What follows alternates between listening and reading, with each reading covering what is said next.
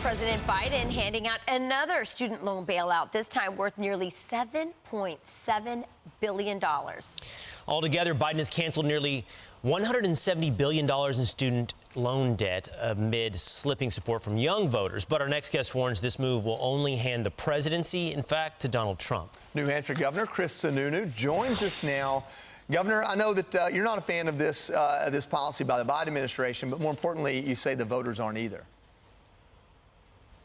Well, yeah, I don't know who came up with the policy. It's unfair and terrible in itself. But from a political standpoint alone, it's an absolute disaster because, you know, think of it this way. There's no young person who might have been voting for Trump who says, oh, they're canceling my debt. I guess I'll vote for Biden now. No, that's not happening at all. So he's catering to a base that was probably already with him and at the same time ticking off a lot of hard-working American families, a lot of Democrat families, union member families that work very hard and see the inherent unfairness to the whole thing. So bad policy, bad political idea. I don't know what they're thinking over there, but they are. This in its core, right? If you look at the border is open border is a terrible policy with the drugs and the sex trafficking and all that. But at its core, it's unfair. Right? So it's one thing to know that your government isn't doing a great job. It's another thing when the president rubs it in your face in the unfairness. And the last point here, nobody thinks any debt is being canceled. Right? Debt doesn't get canceled. It doesn't magically disappear.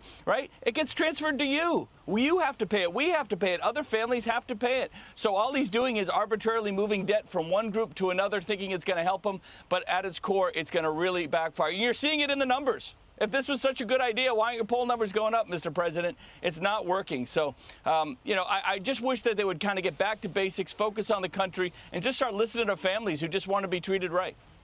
So you said that 26-year-olds are running the White House or probably came up with these policies, these advisors to Joe Biden. I probably can't disagree with you. I think it's probably those advisors as well as maybe Barack Obama in his mansion down the street in Colorado, D.C. That's probably happening. But now Donald Trump has a very different message. And I know you and Donald Trump haven't, you know, always seen eye to eye. Where are you with Donald Trump right now? I haven't spoken to him in a bit. Obviously, he's going through the trials. He's going through the campaign. His poll numbers are great.